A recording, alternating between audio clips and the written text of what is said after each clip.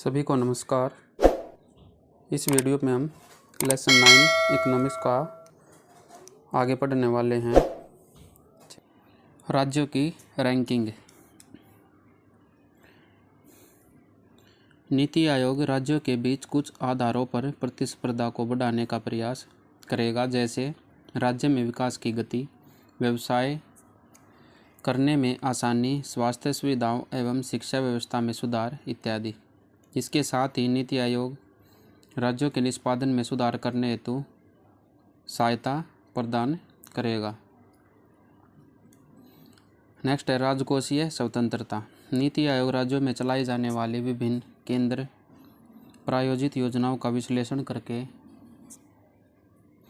भविष्य के लिए रणनीति निर्माण करेगा। नीति आयोग योजनाओं के क्रियान्वयन का मूल्यांकन करके यह विश्लेषण करेगा कि क्या यह योजना अपने लक्ष्यों को प्राप्त कर सकी या नहीं कर सकी। यदि नहीं तो इसके पीछे क्या कारण रहे होंगे। नेक्स्ट है गैर सरकारी संगठनों की भूमिका। सामाजिक क्षेत्र की योजनाओं एवं कार्यक्रमों के क्रियान्वयन में सरकार गैर सरकारी संगठनों के सहयोग एवं भूमिका को बढ़ावा देगी। कर नीति एवं प्रशासन। कर नीति में सुधार का एजेंडा। इसमें काले धन को समाप्त करना, कर आधार का विस्तार करना, स्थिर कर नीति के माध्यम से राजस्व आय का सही अनुमान लगाना एवं निवेश को बढ़ावा देना। विभिन्न कॉरपोरेट टैक्स छूटों को समाप्त करना, व्यक्तिगत आयकर के आधार को बड़ा करने का प्रयास करना, कृषि आय पर आयकर की व्यवस्था, अप्रत्यक्ष करों में सुधार करते हुए वस्तु एवं सेवा कर के क्रियान्वयन को सुनिश्चित करना, सभी सीमा शुल्कों को एकीकृत करना, सभी कस्टम से संबंधित कार्रवाई के लिए एक एकल खिड़की व्यवस्था करना, कर प्रशासन में सुधार करना, कर विवादों एवं मुकदमेबाजी को कम करना। नेक्स्ट है कर कानूनों की अलग अलग व्याख्या करने के लिए क्षेत्र को सीमित करना, विभिन्न करों के संबंध में विवादों के निवारण हेतु रणनीति एवं प्रशासनिक तंत्र का निर्माण करना।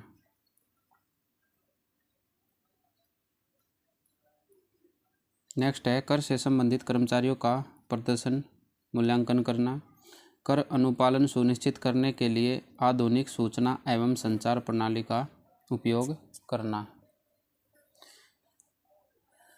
नेक्स्ट है कर नीति में 3 मुख्य सिद्धांतों का पालन किया जाना चाहिए। कर नीति के द्वारा राजस्व में वृद्धि हो और कर वंचना को कम किया जा सके।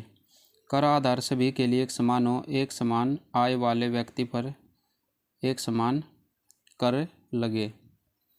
कर प्रणाली प्रगतिशील कर प्रणाली पर आधारित हो, जिसमें अधिक आय वाले व्यक्तियों पर कर अधिक दर से लगाया जा सके। नेक्स्ट है प्रतिस्पर्धात्मक नीतियाँ और विनियमन। सरकार बाजार की कार्यकुशलता को बढ़ाने के लिए एक कार्य योजना विनियामक निर्धारित करती है। इसमें सरकार यह सुनिश्चित करने का प्रयास करती है कम कीमत पर ग्राहकों को उच्च गुणवत्ता युक्त वस्तुओं एवं सेवाओं की आपूर्ति हो सके। विजन एवं रणनीति दस्तावेज में निम्नलिखित विषयों हेतु सुधार एजेंडा प्रस्तुत किया गया। इसमें गैर प्रतिस्पर्धी विनियमों में व्यापक सुधार, सरकार बाजार तंत्र को विनियमित करने के लिए एक ऐसे विनियमों का ढांचा तैयार करेगी जिससे ग्राहकों एवं समाज के अधिकतम लोगों का हित सुनिश्चित हो सके। प्रतिबंधात्मक विनियम किसी क्षेत्र में प्रतिस्पर्धा को प्रभावित कर सकते हैं। भारत सरकार द्वारा भारत में प्रत्यक्ष विदेशी निवेश को आकर्षित करने के लिए कई उदार नियम बनाए गए हैं और इसी प्रकार कृषि क्षेत्र में APMC एक्ट तथा आवश्यक वस्तु अधिनियम आदि में सुधार कर इनाम की शुरुआत की गई है।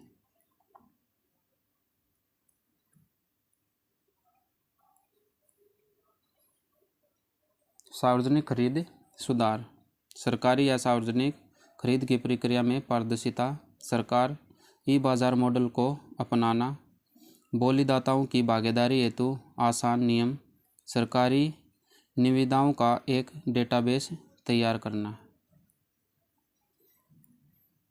क्षेत्र विशेष विनियामक की क्षमता में वृद्धि, क्षेत्रीय विनियामकों को कार्य स्वतंत्रता प्रदान की जाए और उन्हें जांच करने एवं दंडित करने की शक्ति प्राप्त होनी चाहिए, मानव संसाधन क्षमता का निर्माण करना, विनियामकों के अधिकार क्षेत्र एवं निर्णय निर्माण में टकराव को कम करना, अधिकरणों का एकीकरण एवं सुधार करना। नेक्स्ट है विधि का शासन, द रूल ऑफ लॉ। विधि के शासन को सुदृढ़ करने की दिशा में आगामी 3 वर्षों में निम्नलिखित महत्वपूर्ण सुधार किए गए हैं। इसमें वैधानिक एवं प्रशासनिक कानून सुधार के तहत सभी मौजूदा केंद्रीय और राज्य कानूनों, नियमों और विनियमों को एक साथ रक्षित करना है, निरर्थक कानूनों को निरस्त करना, आपराधिक कानूनों और प्रक्रियात्मक कानूनों में परिवर्तन करना, भूमि स्वामित्व और इससे संबंधित कानूनों में सुधार करना है।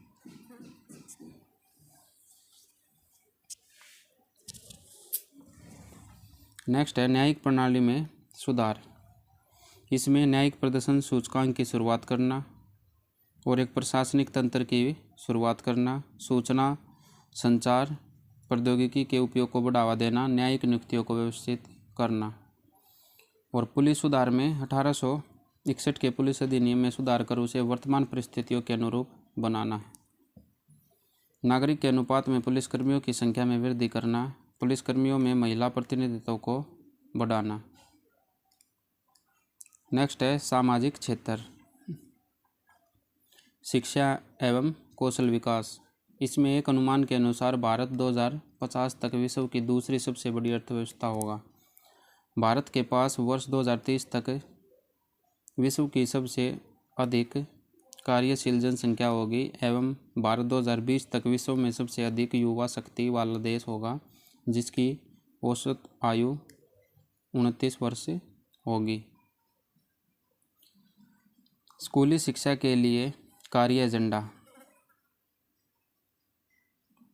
परिणामोन्मुखी प्रणाली को अपनाया जाना, परिणामों को मापने के लिए एक स्वतंत्र प्रणाली विकसित करना, स्कूल शिक्षा गुणवत्ता सूचकांक के माध्यम से राज्यों के स्तर पर शिक्षा की गुणवत्ता को मापना, शिक्षा के अधिकार में आवश्यक संशोधन द्वारा सीखने के अधिकार की अवधारणा पर बल देना,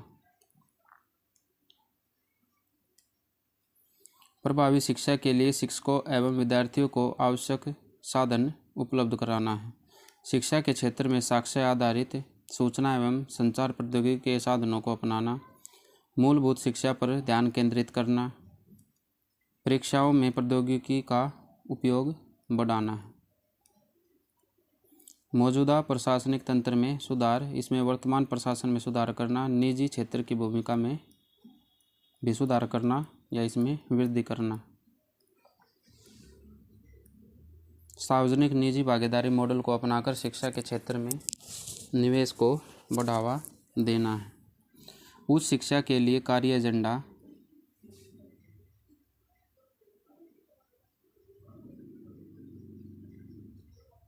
20 विश्वविद्यालयों को विश्व स्तर के विश्वविद्यालयों का दर्जा देना।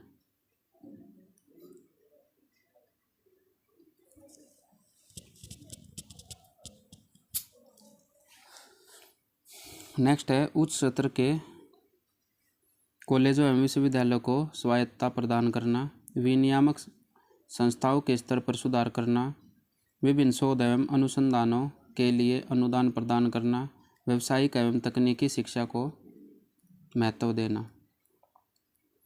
नेक्स्ट है कौशल विकास। भारत में कुल संबल के लगभग 2.3% को ही औपचारिक रूप से कौशल प्रदान करने हेतु प्रशिक्षण दिया जाता है। प्रधानमंत्री कौशल विकास योजना के अंतर्गत संबल को विभिन्न क्षेत्रों में कार्य करने के लिए उपयुक्त कौशल प्रदान करने हेतु प्रशिक्षण प्रदान किया जाएगा। नेक्स्ट है स्वास्थ्य। इसमें मातृ मृत्यु दर को कम करके 120 प्रति 1 लाख जीवित जन्म तक करना और शिशु मृत्यु दर को कम करके 30/1000 जीवित जन्म तक करना है और 5 वर्षों से कम आयु के बच्चों की मृत्यु को कम करके 38/1000 जीवित जन्म तक करना है। कुल प्रजनन दर को कम करके 2.1 तक करना है। यक्ष्मा या टीबी के मामलों को कम करके 130/1 लाख तक करना है। मलेरिया के मामलों को कम करके लगभग देश के 90% जिलों में 1000 प्रति व्यक्ति तक कम करना है। कालाजार का उन्मूलन करना, हृदय रोग, कैंसर, मधुमेह, श्वसन प्रणाली से होने वाले समय पूर्व मृत्यु दर को राष्ट्रीय परिवार स्वास्थ्य सर्वेक्षण 4 के स्तर से 1.4 कम करना। इसके अतिरिक्त स्वास्थ्य क्षेत्र में अन्य प्रमुख निम्नलिखित सुधारों की आवश्यकता है। सार्वजनिक स्वास्थ्य सुविधाओं पर ध्यान देने के लिए सरकारी खर्च में वृद्धि की जानी चाहिए। सार्वजनिक स्वास्थ्य सुविधाओं का बेहतर प्रबंधन एवं देश में सभी जिलों में बेहतर स्वास्थ्य सेवाओं या सुविधाओं को सुनिश्चित किया जाएगा। सभी सार्वजनिक क्षेत्र के अस्पतालों को गुणवत्ता प्रमाण पत्र प्रदान करना है। इसके साथ ही जिला स्तर के सभी सार्वजनिक अस्पतालों को भारतीय सार्वजनिक स्वास्थ्य मानकों के अनुरूप बनाना है। 20% जिला स्तर के सार्वजनिक अस्पतालों को मेडिकल कॉलेजों के साथ जोड़ा जाएगा। आगामी 3 वर्षों के अंतर्गत 9 स्वीकृत अखिल भारतीय चिकित्सा संस्थानों को पूरी तरह संचालित किया जाएगा।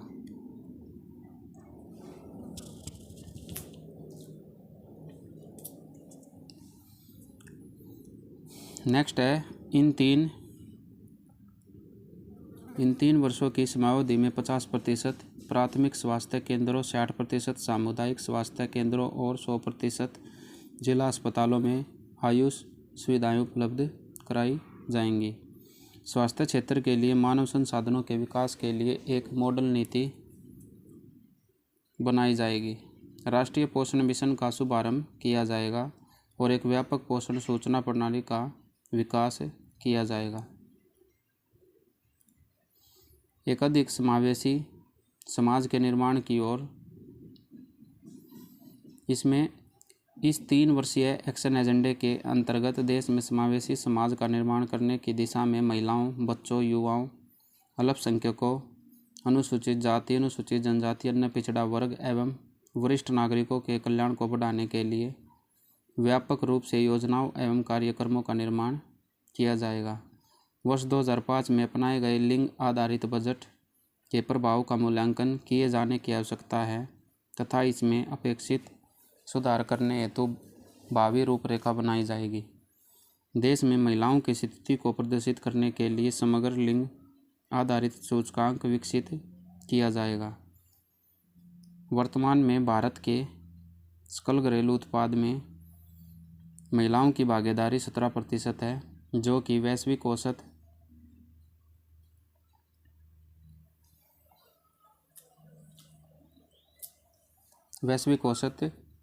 37% की तुलना में कम है। भारत में आर्थिक क्रियाओं में महिलाओं की भागीदारी को बढ़ाने हेतु प्रयास किए जाएंगे एवं महिला सुरक्षा को सुनिश्चित करने हेतु सुधार कार्य किए जाएंगे। बच्चों के विकास पर केंद्रित योजनाओं का मूल्यांकन कर उसमें व्यापक सुधार किया जाएगा एवं बच्चों के संबंध में एक डाटा बैंक तैयार किया जाएगा, जिसके विश्लेषण से भविष्य हेतु रणनीतियाँ बनाई जा सके। आगामी 3 वर्षों में सभी आंगनवाड़ी केंद्रों को डिजिटल करने का सरकार का उद्देश्य है और बच्चों को स्कूली पाठ्यक्रम के अनिवार्य भाग के रूप में कौशल आधारित शिक्षा, खेलकूद एवं अन्य पाठ्यक्रम के अतिरिक्त उनके व्यक्तित्व विकास से संबंधित गतिविधियों पर ध्यान दिया जाना चाहिए। लड़कियों की शिक्षा को प्रोत्साहित करने के लिए उनके अनुकूल परिस्थितियों का निर्माण किया जाएगा एवं लड़कियों को प्रदान की जाने वाली छात्रवृत्ति एवं सहायता हेतु नगद लाभ हस्तांतरण माध्यम को अपनाया जाएगा। इसके अलावा अनुसूचित जाति, अनुसूचित जनजाति, अन्य पिछड़ा वर्ग इत्यादि के कल्याण से संबंधित योजनाओं को प्रभावी बनाया जाएगा। संवहनीयता, पर्यावरण एवं वन और वायु प्रदूषण। भारत में वायु प्रदूषण एक गंभीर समस्या बनती जा रही है एवं उत्तर भारत में इस समस्या ने विकराल रूप ले लिया है। विश्व के 20 सबसे प्रदूषित शहरों में से 10 शहर भारत के हैं जो उत्तर भारत एवं उत्तर पश्चिमी भारत में अवस्थित हैं। भारत में वायु प्रदूषण के मुख्य स्रोत है कोयला आधारित ऊर्जा संयंत्र, ईंट भट्ठा, वाहन, रबड़ जलाना, लकड़ी के प्रयोग से खाना बनाना, कृषि अवशेषों को जलाना, निर्माण कार्यों के धूलकण इत्यादि। आगामी 3 वर्षों में वायु प्रदूषण को रोकने हेतु कई कदम उठाए जाएंगे, जैसे फसल अवशेष को समाप्त करने हेतु अन्य विकल्प, खाना बनाने की प्रक्रिया में प्रदूषण कम करने हेतु उज्ज्वला योजना की शुरुआत कर एलपीजी के प्रयोग को बढ़ावा देना, पुराने कोयला ऊर्जा संयंत्रों में सुधार करना एवं नवीन प्रौद्योगिकी एवं मशीनों का प्रयोग करना, ईंट भट्ठों से होने वाले प्रदूषण को कम करने के उपाय करना, शहरों में वाहनों के द्वारा प्रदूषण को कम करना, प्रदूषण नियंत्रण बोर्ड द्वारा नियमों विनियमों को सख्ती से लागू करना एवं प्रदूषण संबंधी आंकड़ों को प्रदर्शित करना, ठोस कचरे को कम करना एवं ठोस अपशिष्ट प्रबंधन व्यवस्था को बेहतर बनाना, ज़्यादा से ज़्यादा वृक्षारोपण कर वन क्षेत्र में वृद्धि करना।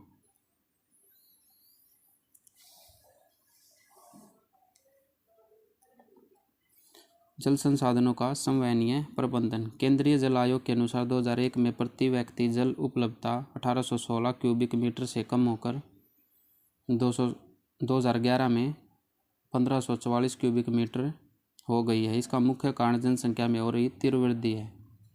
एकीकृत जल संसाधन विकास पर राष्ट्रीय आयोग द्वारा वर्ष 2050 हेतु जल की मांग का अनुमान लगाया है। 2050 में जल की मांग कम मांग परिदृश्य के आधार पर 973 BCM तथा अधिक मांग परिदृश्य के आधार पर 1180 BCM अनुमानित है। इस अनुमानित मांग में कृषि क्षेत्र के उपयोग हेतु लगभग 70% घरेलू उपयोग हेतु 9% और औद्योगिक क्षेत्र हेतु 7% उपयोग की संभावना है। इस परिदृश्य को देखते हुए भारत को अपने जल संसाधनों का सतत प्रबंधन करना आवश्यक है, क्योंकि जल संसाधन के प्रबंधन में निम्नलिखित समस्याएं विद्यमान हैं। इसमें जल संसाधनों की उपलब्धता एवं मांग में अंतर और इनका असमान वितरण है, नियमित जल उपलब्धता का अभाव है, बाढ़ और सूखा की समस्या है, जल की गुणवत्ता में रुकावट, भूमिगत जल पर अत्यधिक निर्भरता, जल संसाधनों के प्रबंधन हेतु वैज्ञानिक दृष्टिकोण का अभाव है और जल प्रदूषण है। जल संसाधनों का संवहनीय प्रबंधन। जल संसाधन क्षेत्र के लिए भारत का विजन जल की उपलब्धता को सुनिश्चित करना तथा जन भागीदारी के द्वारा जल संसाधनों का कुशल एवं संवहनीय प्रबंधन करके पर्यावरण स्थिरता बनाए रखना है। इस विजन को प्राप्त करने हेतु निम्न रणनीति बनाई गई है।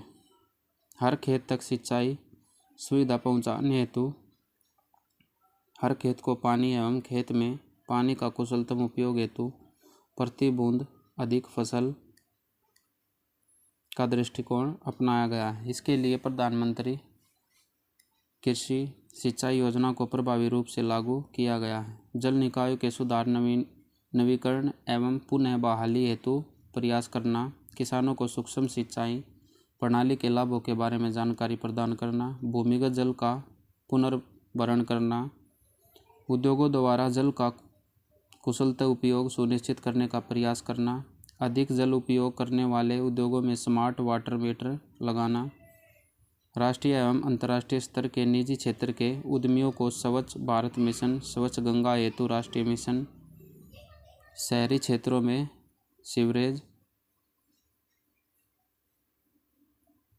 सीवरेज प्रबंधन एवं ठोस कचरा प्रबंधन हेतु निवेश के लिए प्रोत्साहित करना, भूमि पर जल के भंडार की उचित व्यवस्था करना और सरकार द्वारा 3,319 करोड़ राशि के साथ भूमिगत जल विकास एवं प्रबंधन कार्यक्रम शुरू किया गया है, जिसका उद्देश्य भूमिगत जल संसाधनों का कुशलतम प्रबंधन करना है। जल संसाधनों के प्रबंधन हेतु जल प्रशासन को सुदृढ़ करना है। नदी जल प्रदूषण को कम करने हेतु प्रयास करना।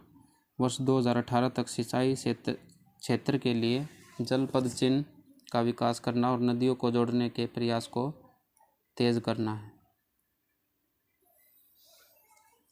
नेक्स्ट है strategy for new India @75। NITI Aayog ने वर्ष 2018 में स्ट्रेटेजी फॉर न्यू इंडिया @75 नामक एक रिपोर्ट जारी की। इसका उद्देश्य आज़ादी की प्लेटिनम जुबली पर यानी 2022 तक भारत को एक ऐसे समावेशी विकास के लक्ष्य को प्राप्त करना है जिसमें अर्थव्यवस्था में आमूल परिवर्तन लाया जा सके, प्रशासन को अधिक दक्ष, पारदर्शी तथा जवाबदेह बनाया जा सके एवं वस्तुओं तथा सेवाओं की पहुंच को सुगम एवं जवाबदेह बनाया जा सके। इसके लिए यह रिपोर्ट 3 प्रमुख रणनीतियों पर फोकस करती है। पहली रणनीति है जन सहभागिता। इस रिपोर्ट में की गई सिफारिशों में अपेक्षा की गई है कि विकास की प्रक्रिया में लोगों की सहभागिता जरूर हो। इसलिए रिपोर्ट के प्राकथन में इस विकास क्रांति की महात्मा गांधी के भारत छोड़ो आंदोलन के आह्वान से तुलना की गई है, जिसमें लोगों की बराबर सहभागिता थी। दूसरी प्रमुख रणनीति में सभी क्षेत्रों में सभी प्रांतों एवं राज्यों के मध्य संतुलित विकास की रणनीति की बात की गई है। इसके लिए मूल रूप से नई तकनीकों को अपनाने तथा नवाचार एवं कौशल विकास को बढ़ावा देने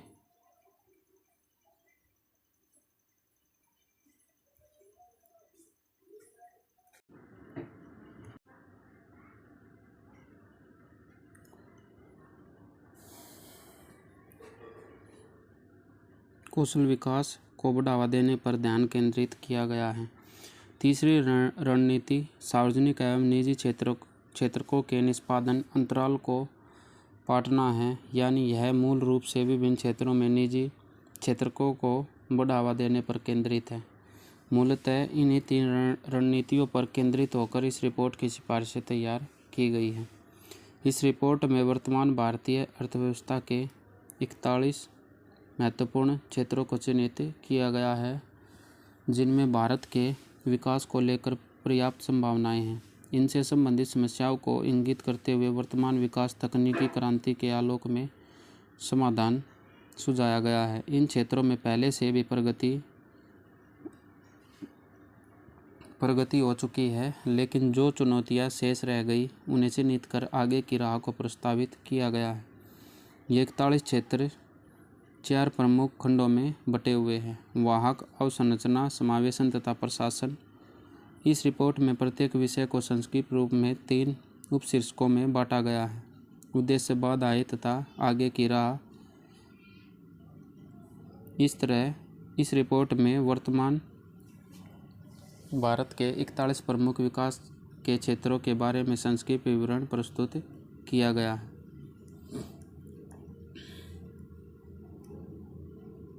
नेक्स्ट है वाहक विकास और इनके क्या उद्देश्य हैं। सकल घरेलू उत्पाद दर को तीव्रता से बढ़ाना तथा 2018 से 23 तक 8% के लक्ष्य को प्राप्त करना है।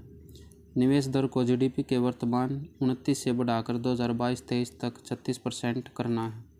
वस्तु एवं सेवा निर्यात को 2017-18 के $478 बिलियन से बढ़ाकर 2022-23 तक $800 बिलियन तक ले जाना है। आगे की राह में निवेश दर को 36% तक बढ़ाने के लिए निजी तथा सार्वजनिक दोनों क्षेत्रों में निवेश को प्रोत्साहन देना है। सार्वजनिक निवेश को बढ़ाने के लिए भारत को अपने टैक्स जीडीपी अनुपात को बढ़ाकर वर्ष 2022-23 तक 22% तक लाना होगा। विमुद्रीकरण तथा जीएसटी ने इस दिशा में महत्वपूर्ण भूमिका निभाई है।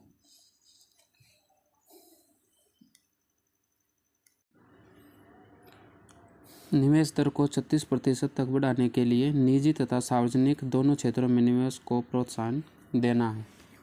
सार्वजनिक निवेश को बढ़ाने के लिए भारत को अपने टैक्स जीडीपी अनुपात को बढ़ाकर 2022-23 तक 22% तक लाना होगा।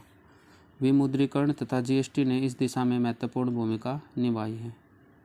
निगम कर तथा निजी आय कर दोनों को युक्तिसंगत बनाने एवं कर जमा करने की व्यवस्था को और आसान बनाने की दिशा में कार्य करना होगा। नेक्स्ट है, ऐसे केंद्रीय सार्वजनिक उद्यम क्षेत्र जो कि रणनीतिक रूप से अधिक महत्वपूर्ण नहीं हैं, सरकार को उनसे बाहर निकल जाना चाहिए। यह कदम निजी निवेश को आकर्षित करेगा तथा सरकारी निधि को बढ़ाने में सहयोग करेगा, जिससे अधिक सार्वजनिक निवेश को प्रोत्साहन मिलेगा। नवीनीकृत सार्वजनिक निजी निवेश मॉडल द्वारा अवसंरचना के क्षेत्र में निजी निवेश को बढ़ावा देना, जो केलकर समिति द्वारा प्रस्तावित सुझावों में से एक है। वर्तमान में आर्थिक स्थिति के आधार पर सरकार को चाहिए कि वह राजकोषीय घाटे को नियंत्रित करने के लिए एक लोचशील वार्षिक टारगेट तय करे। प्रभावी राजस्व घाटे को यथाशीघ्र कम करने की जरूरत है। नेक्स्ट है, मुद्रास्फीति को नियत टारगेट रेंज 2% से 6% के बीच सीमित करने की जरूरत है। अर्थव्यवस्था में उच्च विकास को बनाए रखने के लिए वित्तीय बाजारों का कुशल संचालन काफ़ी महत्वपूर्ण है। सार्वजनिक क्षेत्र के बैंकों में प्रशासनिक स्तर पर सुधार की आवश्यकता है। भारत को वैश्विक स्तर पर प्रतिस्पर्धात्मक होने की आवश्यकता है, विशेष रूप से उत्पादन, विनिर्मित वस्तुओं तथा प्रसंस्कृत कृषि उत्पादों के निर्यात आदि क्षेत्र में। भारतीय उद्योगों की वैश्विक प्रतिस्पर्धात्मकता सुनिश्चित करने के लिए पावर टैरिफ संरचना को युक्तिसंगत बनाया जा सकता है। आयात शुल्क, जिसे देशी उद्योगों को बढ़ावा देने के लिए प्रयुक्त किया जाता है, उनको उत्पादन बढ़ाने के लिए भी प्रयोग किया जा सकता है, जो भारत को वैश्विक स्तर पर प्रतिस्पर्धात्मक बनाने में सक्षम करेगा। कनेक्टिविटी को उन्नत बनाने के लिए पहले से घोषित अवसंरचना परियोजनाओं को पूरा करने में तीव्रता करना। उदाहरण के लिए 2022-23 तक दिल्ली मुंबई इंडस्ट्रियल कॉरिडोर तथा डेडिकेटेड फ्रेट कॉरिडोर को पूरा करना है। श्रम एवं भूमि विनिमय को आसान बनाने के लिए राज्य के साथ समन्वय करना चाहिए।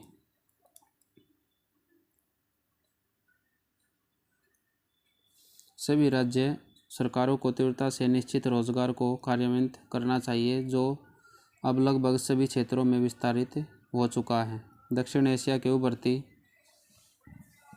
अर्थव्यवस्था वाले देशों, विशेष रूप से कंबोडिया, लाओस, म्यांमार तथा वियतनाम के साथ BBIN, इसमें बांग्लादेश, भूटान, इंडिया, नेपाल एवं BIMS टेक फ्रेमवर्क के तहत आर्थिक एकीकरण की दिशा में कदम बढ़ाने चाहिए। विनिर्माण तथा अवसंरचना जैसे श्रम गहन क्षेत्र में बड़े स्तर पर रोजगार निर्माण के प्रयास करने चाहिए। श्रमिकों की रोजगार क्षमता को बढ़ाने के लिए उनके स्वास्थ्य एवं शिक्षा में सुधार की जरूरत है तथा उनके कौशल विकास के लिए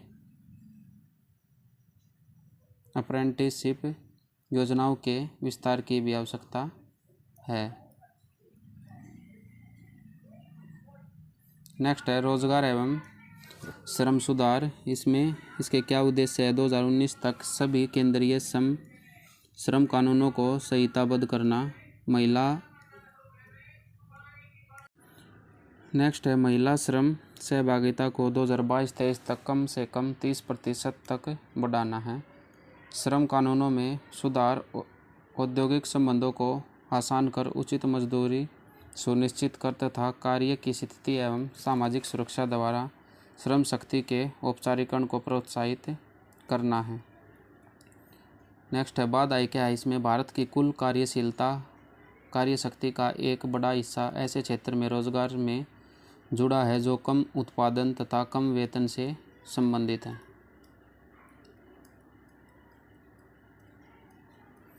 श्रमिकों की एक बड़ी संख्या अनौपचारिक क्षेत्रों से जुड़ी है जो श्रम कानूनों एवं सामाजिक सुरक्षा के अंतर्गत कवर नहीं हो पाते। भारत कौशल रिपोर्ट 2018 के अनुसार उच्च शिक्षा संस्थानों से आने वाले केवल 47% लोग ही रोजगार योग्य होते हैं। हमारे पास कुल श्रम शक्ति के अपडेटेड एवं आवधिक आंकड़ों की भी कमी है। इनमें आगे की क्या राह हो सकती है? श्रमिकों के कौशल विकास के लिए सर्वप्रथम उनकी कौशल कर्मियों को चिन्हित करना तथा उन्हें प्रशिक्षण प्रदान करने के लिए एक श्रम बाजार सूचना प्रणाली के विकास की आवश्यकता है। श्रम कानूनों के अनुसार के सुधार के लिए उनके संहिताकरण की प्रक्रिया को तीव्रता से पूरा किया जाना जरूरी है। महिला श्रम शक्ति सहभागिता को बढ़ाने के लिए मातृत्व लाभ अधिनियम 2017 तथा कार्यस्थल पर महिलाओं के यौन उत्पीड़न अधिनियम के प्रावधानों को सख्ती से लागू करना है। इसके अलावा इन कानूनों को अनौपचारिक क्षेत्रों में लागू करने की दिशा में भी कार्य करना है। महिलाओं के लिए विशेष रूप से कौशल विकास कार्यक्रम तथा अप्रेंटिसशिप को बढ़ावा देना है।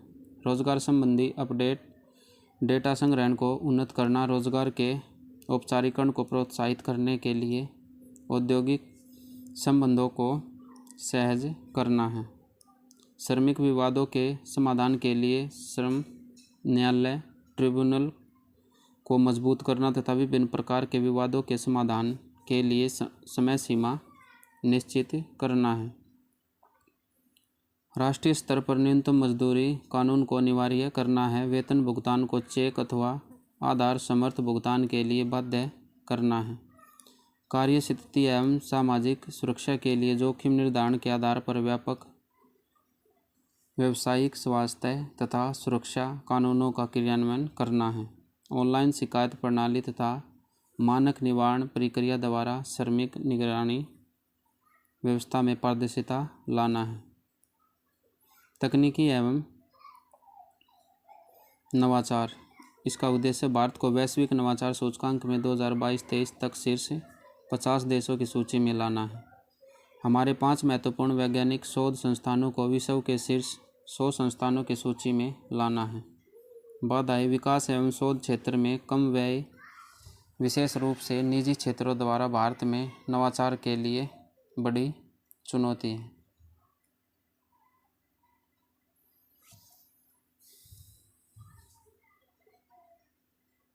2004-05 से 14-15 के बीच जहां भारत का शोध एवं विकास व्यय 3 गुना है, इसका आकार जीडीपी के प्रतिशत के रूप में 0.7% पर ही रहा, जो चीन के 2% तथा ब्राज़ील के 1.2% की तुलना में अत्यंत कम है।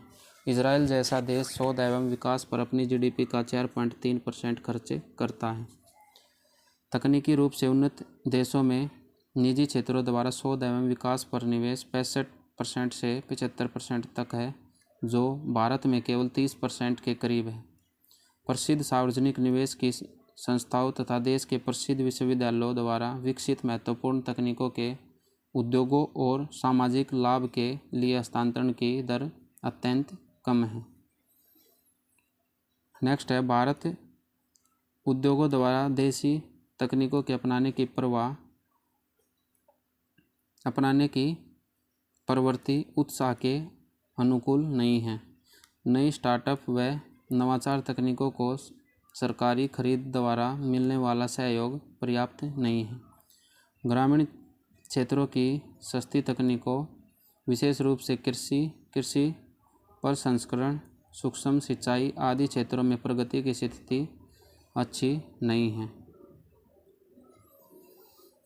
आगे की राह, विज्ञान के क्षेत्र में समग्र प्रबंधन के लिए एक मजबूत निकाय की आवश्यकता है, जिसका क्षेत्र वैज्ञानिक शिक्षा तथा वैज्ञानिक शोध एवं विभिन्न विज्ञान पहलों को निर्देशित करना हो। विभिन्न सार्वजनिक वित्त पोषित शोध एवं विकास तथा तकनीकी संस्थाओं जैसे DRDO, BARC, ICMR तथा इसरो आदि के तकनीकी संवर्धन और व्यवसायीकरण के लिए प्रत्येक संस्था में वैल्यू एडिशन सेंटर स्थापित किया जाना चाहिए। सार्वजनिक वित्त पोषण शोध संस्थाओं को चाहिए कि वे अपना लक्ष्य सामाजिक रूप से महत्वपूर्ण तकनीकों के विकास एवं तैनाती पर केंद्रित करें, जिनमें स्वच्छ पेयजल, स्वच्छता, ऊर्जा, वहनीय स्वास्थ्य सुविधाएं तथा जैविक कृषि महत्वपूर्ण है। सभी सरकारी खरीद उत्पादों एवं सेवाओं के लिए अंतर्राष्ट्रीय प्रतिस्पर्धात्मक नीलामी को तभी अपनाया जाना चाहिए जब भारतीय विनिर्माणकर्ता उस उत्पाद या सेवा को तुलनात्मक रूप से अंतर्राष्ट्रीय मानकों के अनुकूल उपलब्ध कराने में सक्षम नहीं है। यह मेक इन इंडिया पहल को प्रोत्साहित करेगा। नवाचार को बढ़ाने के लिए जिला स्तर पर प्रत्येक जिले में लगभग 2 करोड़ के व्यापक नहीं होने वाले जिला नवाचार कोष का निर्माण किया जाना चाहिए, जो बुनियादी नवाचार को प्रोत्साहित करे। सामान्य विज्ञान के उभरते क्षेत्रों जैसे नैनो तकनीक, स्टेम सेल रिसर्च, खगोल विज्ञान, नई पीढ़ी, जीनोमिक्स तथा दवाओं की खोज आदि क्षेत्रों में शोध एवं विज्ञान को बढ़ावा देने के लिए विदेशी सहयोग, विजिटिंग फैकल्टी तथा सहायक वैज्ञानिकों आदि को शामिल करने की ज़रूरत है। कॉलेज एवं विश्वविद्यालयों में ऑनलाइन उद्यमिता विकास कोष तथा नवाचार एवं स्टार्टअप को ऋण उपलब्ध कराने के लिए एक उच्च शिक्षा समिति के गठन की ज़रूरत है।